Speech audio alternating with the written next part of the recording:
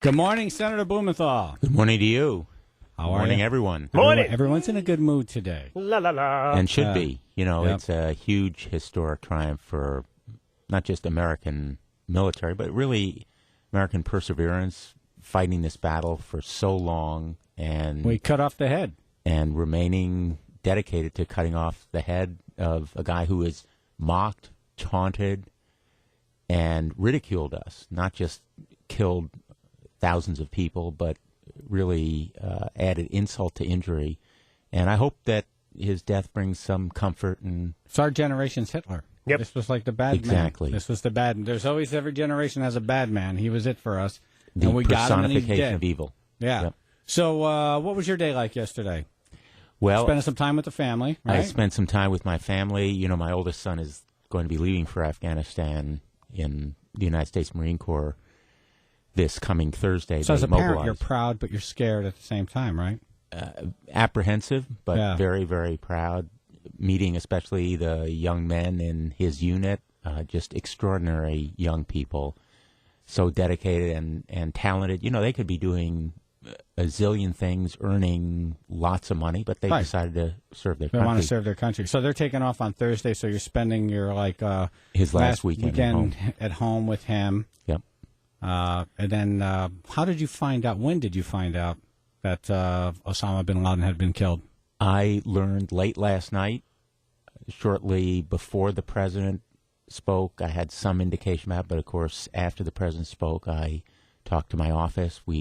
Now, the president doesn't want to call you beforehand because he wants to be the one to give America the news. And rightly so, because he's the one who exactly. gave the order. You know, people may not appreciate that a president, on behalf of the country, takes an enormous risk when he authorizes this kind Oh, of if that special mission operation. went bad, I mean, I remember the mission in Iran. Yep. The rescue, the failed rescue mission. And Exactly. The helicopter engines got plugged up with sand, and they were dragging the dead American bodies. It was horrible.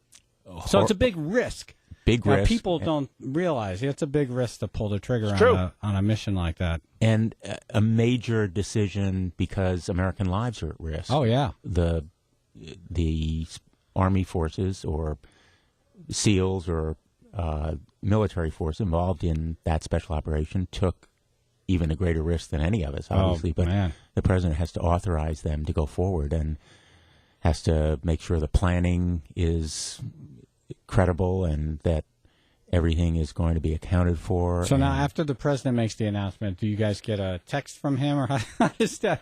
Does he reach out to you guys? There is a Office of Congressional Relations in the White House that makes calls and briefs and informs members of Congress about major decisions like this one. Yeah. But there was so much news available and so much exultation and celebration that Yeah.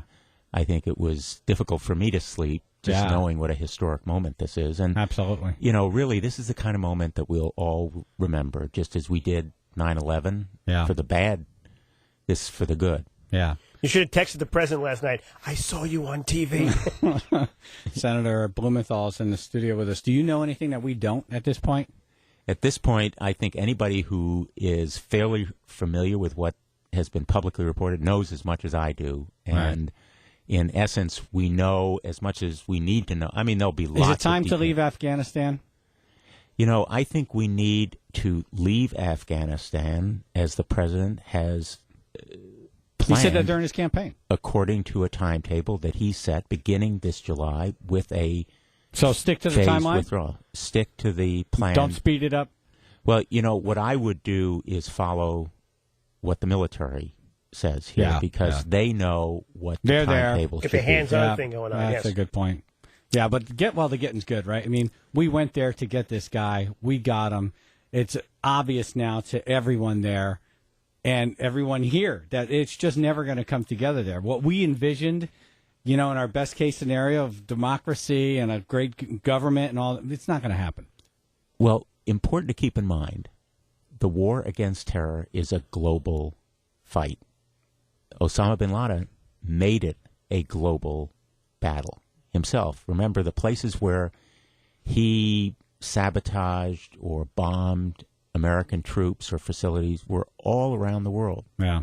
In Yemen, in obviously this country, in 1993, the World Trade Center, before 2001. Yeah.